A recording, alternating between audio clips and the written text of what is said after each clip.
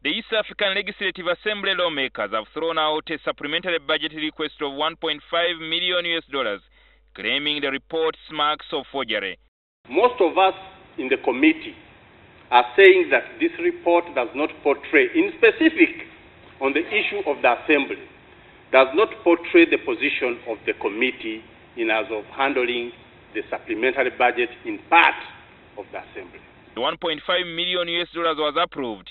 It was meant to purportedly finance the EAC Secretariat, Lake Victoria Basin Commission, East African Science and Technology Commission, and the East African Kiswahili Commission. As to the number of issues which they want to fund under the supplementary budget, or even in their budget, which is so big, so important in this community, which is bigger than a genocide which happened in one country, and probably can happen anywhere else, and we wanted to establish an issue of genocide ideology, whether it exists or not, and then we will be happy if it does not. But if it does, then we will be able to address it.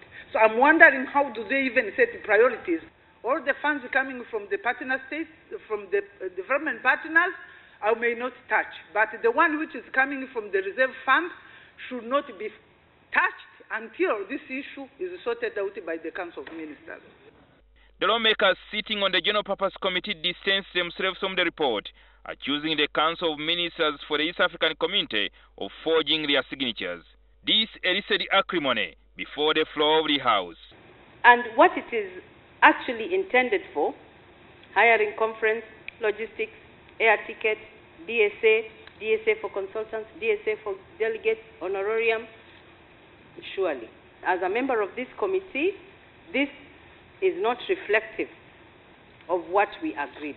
Also, other members of that committee will confess that their arms were twisted to sign on a blank page, on a blank page of paper, not knowing exactly what was in the report.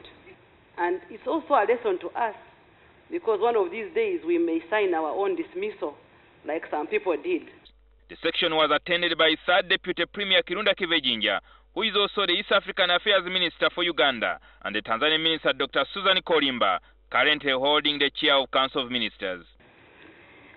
I would like to move a motion of adjournment of this debate.